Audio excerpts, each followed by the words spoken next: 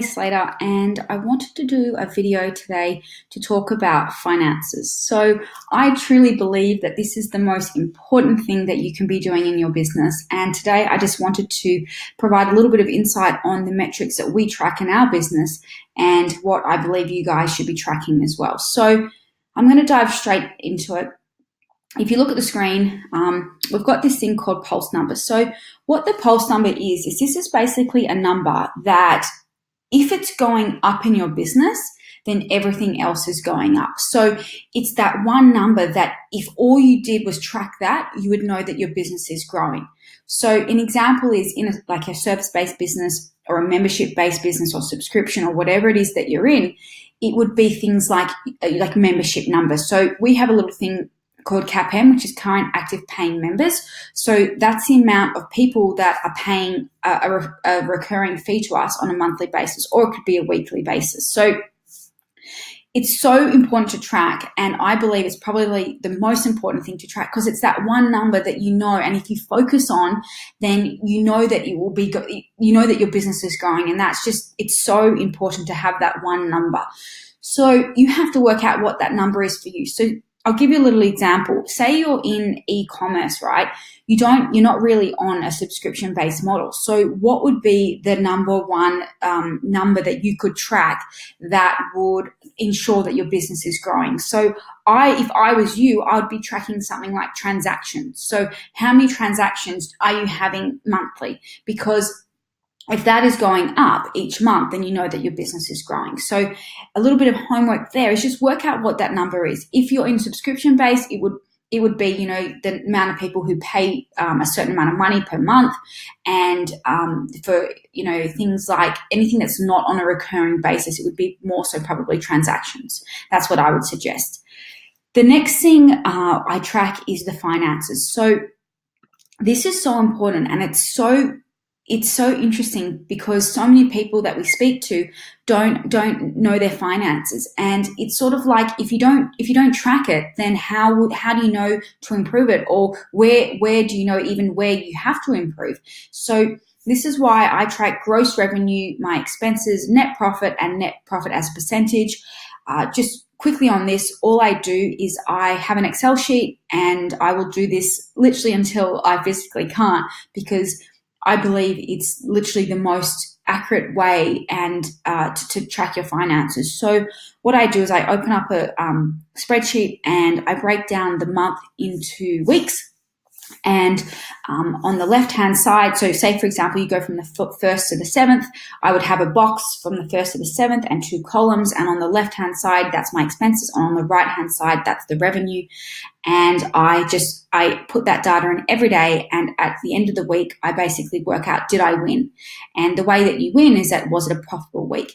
And the reason why I started doing this is because I worked out pretty quickly that if you can win weekly, you can win monthly. So I played a game with myself, and I was like, okay, out of the 4 weeks in the month, how many times can I win? Because if you win weekly, you're going to have a profitable month. And I believe that it's easier to sort of focus on a week rather than a month, because if you're looking at your finances on the 28th or later in the month and you realize, things aren't going great, then you don't have many days to fix that. But if you're tracking it weekly and daily, you have time to work out, okay, do I need to do something extra, or do I need to run a promotion, or what in order to get more revenue in so that you become profitable? So I definitely do it daily, and I would suggest doing it daily. The next thing, so net profit and net profit as a percentage. I'll just comment on net profit as a percentage. A good number is an excellent number is between 25 and 28%. That's super, super good. Like if you're hitting those numbers, you are doing so well. Anything below 25%, like 20 to 25% is still really, really good. You have some areas of improvement there, but it's still pretty good. And if you are sub 20%, I would think about why that is. And I could tell you why. It's because your expenses are too high. And I see it time and time again. It's never really what you earn. It's your expenses that will kill profit. So you have to work out, how do I lower those expenses? Like, what could you cut? And then that will obviously in turn affect your profit percentage. So the other thing I'll note is that if you're above 30%, which is a great problem to have, I would probably look at ways that you could use your resources to probably look at where your resources are being spent, and then work out, okay, where could I spend some money to help grow the business. So if I was in that situation, obviously you want your business to grow, so I would use that additional profit money and I would invest it back into the growth of the business, and that's what I would suggest that you do. The next thing is members added, members lost, and the total net gain and loss. This may not apply to your business, but it may, so I'll just quickly comment on it. It's a direct, so members added reflects back in the CAPM numbers. So, and I've just filled this in as a little example so that there were numbers there. This is just a fake example. But say, for example, you added 5 CAPM. So that would go here, right? And that's really, really great. But if you don't track how many clients you lose as well, then you're going to get a false number of how many actual members you have. So I always include members lost, and then that will obviously spit out a total net gain and loss. So if you add 5 and you lose 2, well, you're still up 3, which is super great. So in that situation, you have no problem adding members, but maybe you need to sort of plug in that hole of losing members. And with a subscription-based business, you will have 20% churn. So that will happen. Your business probably won't be any different. So just keep that in mind, because when you're doing your growth targets, just account for that churn, because otherwise, if you don't, you won't hit your growth target. So just something to focus on. Total value sold and total sales units.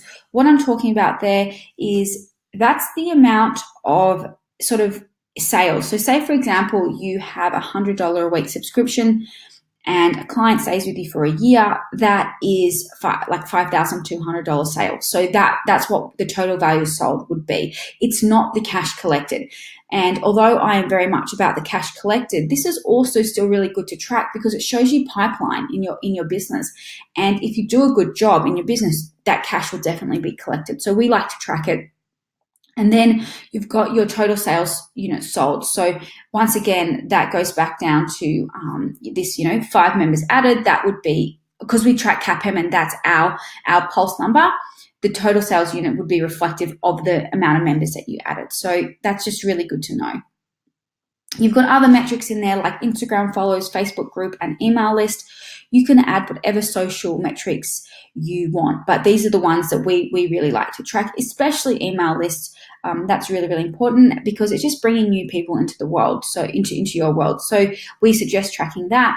And then the 2 last things I want to comment on is your staff costs. So your staff costs will most likely be your number one expense, and that's totally fine. But you have to realize that they are a large expense. So we always make sure that we're aware of it, because you don't want to hire new people when you don't have the budget for it.